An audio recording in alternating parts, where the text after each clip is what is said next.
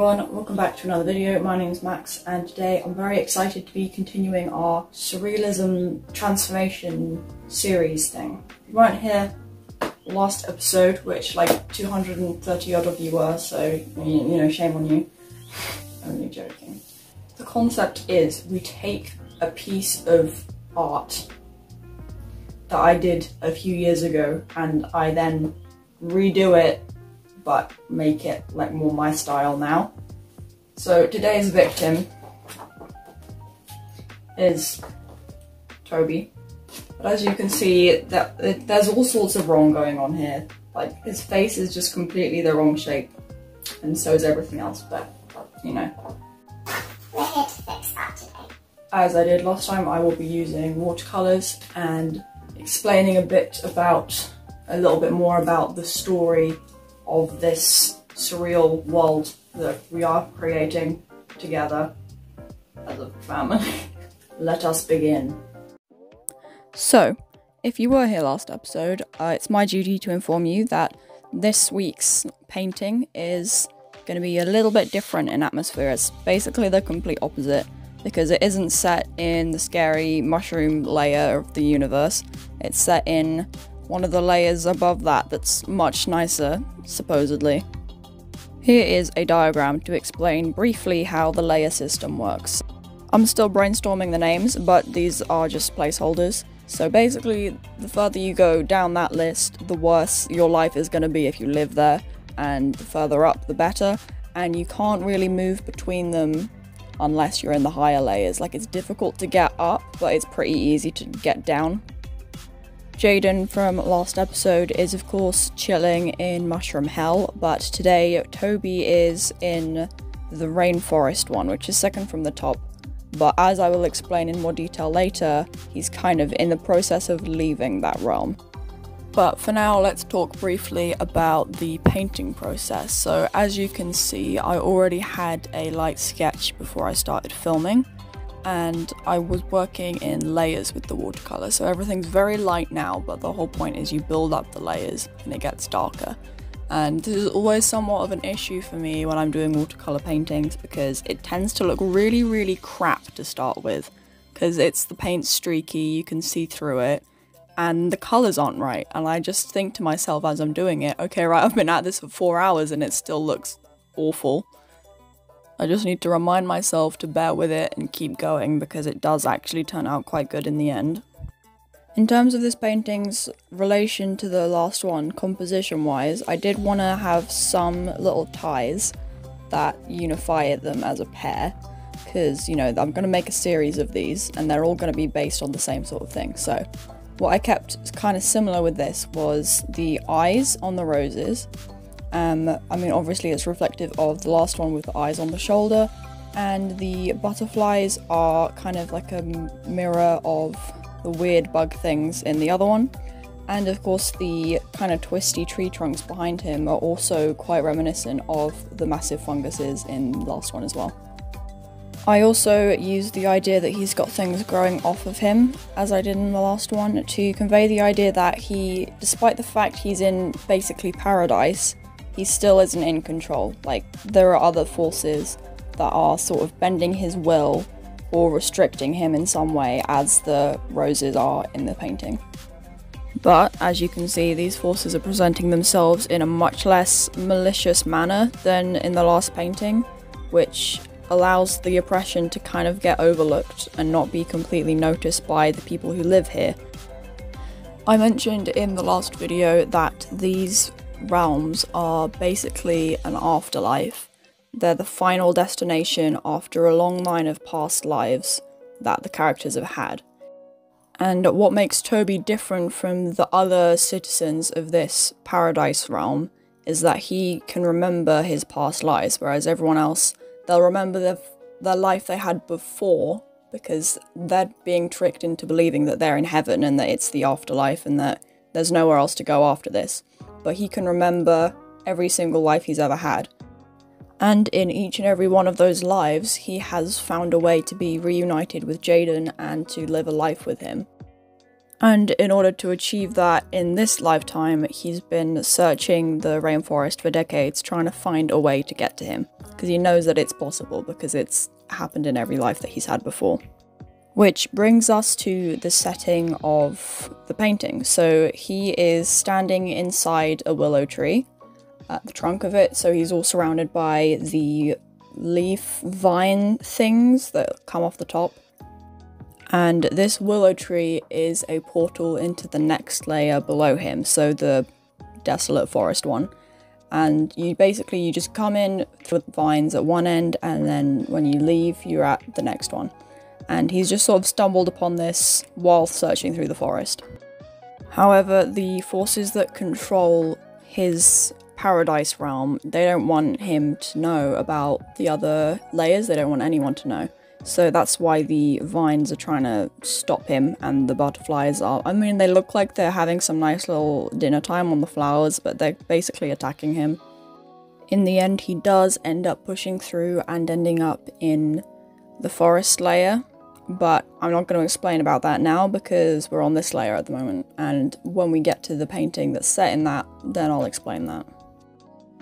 I'm just going to quickly say that the shadow from my window is going to be popping in and out, which I didn't realise, so I'm sorry, but you're just going to have to put up with it.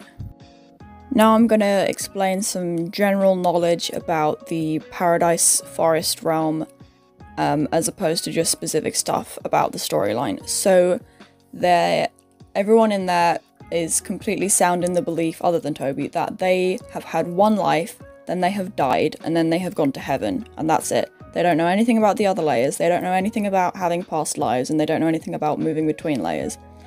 However, the reason they know about this sort of idea that they've been given is because there are quote-unquote angels. Like, they're not angels, they're kind of guardian organism creatures things that tell them what to believe and look after them in a way. They basically come up with rules like, don't leave the village, we need to look after you, to keep them oppressed, but they don't realise they're being oppressed because at the same time they're kind of giving them life advice and wisdom and guidance, and they're sort of presenting themselves as the typical sort of Christian angels. In reality, they are human-looking organisms that are connected to the mycelium network. So yes, they are technically just like mushrooms that look like people and walk around. So they can release spores to help them kind of imbue this message that this is the only place, there is nowhere else to go. This is heaven, you don't want to leave. They use their spores to like make people believe that, basically. So the same as in the mushroom realm, where the mushroom spores are altering their brain chemistry to make it more difficult for them to leave. It's exactly what's happening here, but just in a far less malicious way. This layer of the realm is made to look appealing and paradise-like, and so it's full of nature and plants and like exotic weird crap that is not anything like what's on Earth.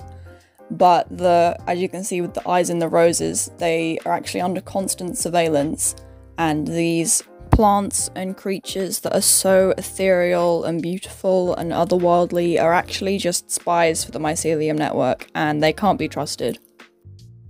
Now, the mycelium network, I've mentioned it a couple times. For anyone who doesn't know what it is an actual thing that exists in real life. It's basically the way that mushrooms kind of communicate to each other, because mushrooms, I'm not a mushroom expert by any stretch, but from a David Attenborough documentary I watched, they have like little shoots that they send off in all directions throughout the soil, and they communicate with each other through that network of root-like things.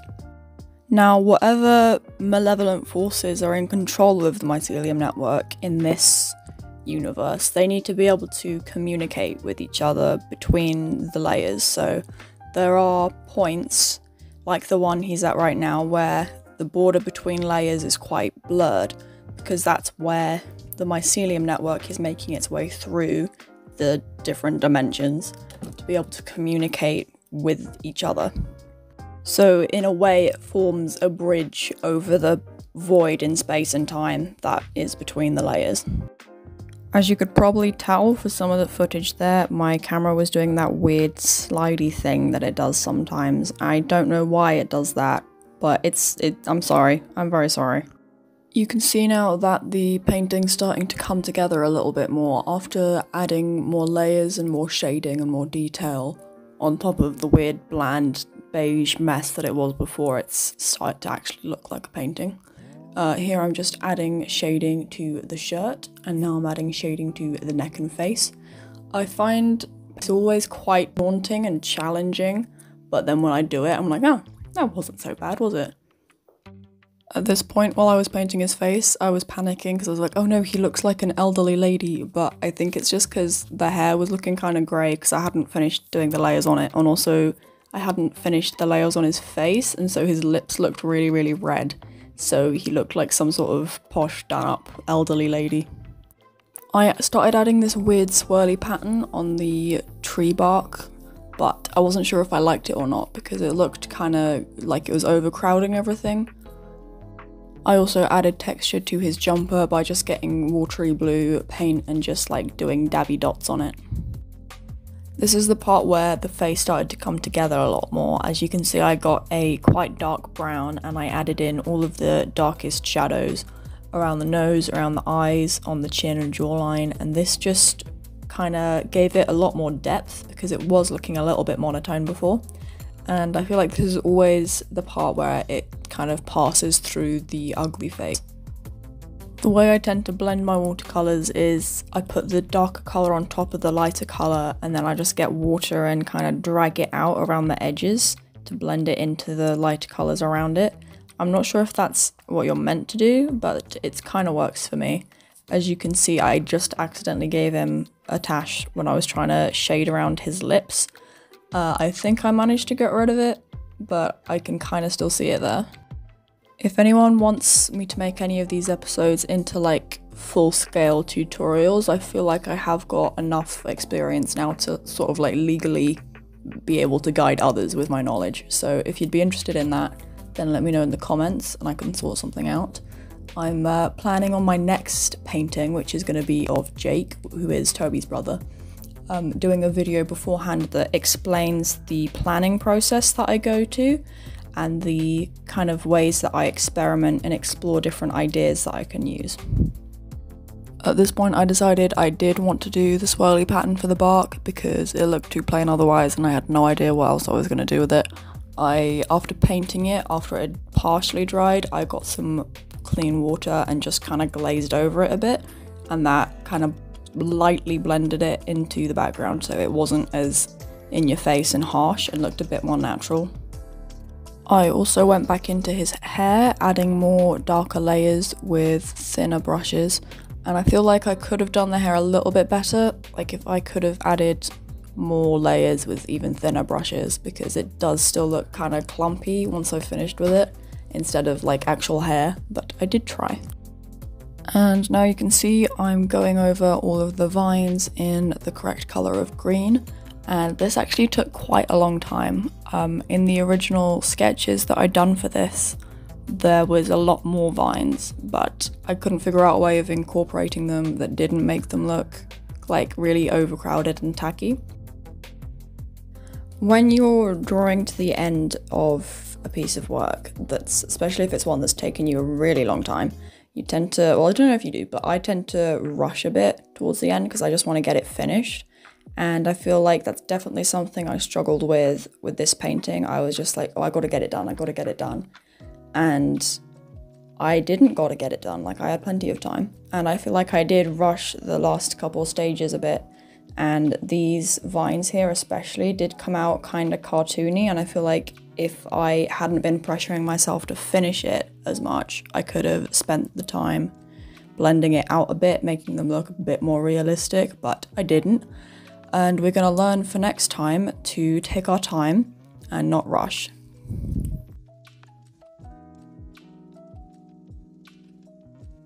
The next thing I did was to add some shading to the jumper. I just did this by getting a darker blue and going around all of the outlines where the vines overlapped him, and then doing what I said I did earlier by getting water and just like dragging it out.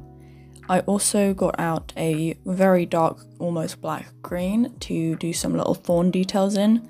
This was a pretty crucial part of the design that I actually almost forgot because I was rushing so much. I also had to go back in and do some finishing touches, which I also almost forgot about completely. So I needed to do his lips and the little rose heads. Luckily they were basically the same colour.